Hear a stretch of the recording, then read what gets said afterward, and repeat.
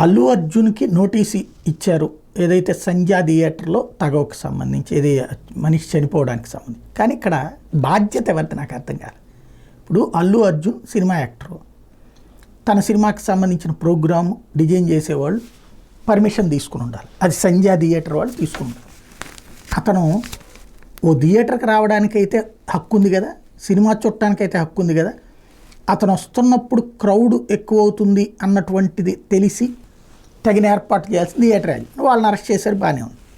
రెండవది ఎవరు, అది తెలిసి తగిన భద్రతా ఏర్పాట్లు చూడాల్సింది ఎవరు, పోలీస్ డిపార్ట్మెంట్. మరి సినిమా థియేటర్ యజమానిని అరెస్ట్ చేస్తారు, లేకపోతే సెక్యూరిటీ వాళ్ళని అరెస్ట్ చేస్తారు, అంతా బాగానే ఉంది. కానీ పోలీసులకి ఏం సంబంధం లేదా, వాళ్ళ మీద ఏం యాక్షన్ తీసుకోరా? అక్కడ అంత దారుణమైన పరిస్థితి రావడానికి కారణం ఎవరవుతారు? తొక్కిసలాట జరగడానికి గేట్లు మూసేసి ఎవరు లోపలికి రావడానికి వీల్లేదంటే ఎవడాపుతాడు? దాంట్లో పోలీసులు చేస్తే ఆపే దమ్మెవడికన్నా ఉంటుందా? ప్రాక్టికల్గా సమన్వయ లోపం ఉంది. సమన్వయ లోపంలో ఇప్పుడు అల్లు అర్జున్ పిలుస్తారు, నోటీస్ ఇస్తారు, వస్తాడు.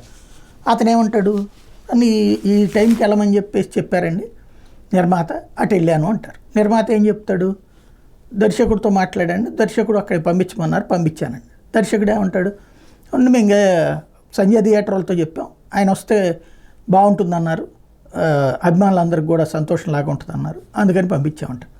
ఇందులో ఇది క్రైమ్ అవుతుందా? ఇది చట్టబద్ధమైన నేరం అవుతుందా? దీనికి ఇట్లా సినిమా చూడటానికి వెళ్తే పర్మిషన్ తీసుకోవాలా? ఇది $1,000,000 ప్రశ్న.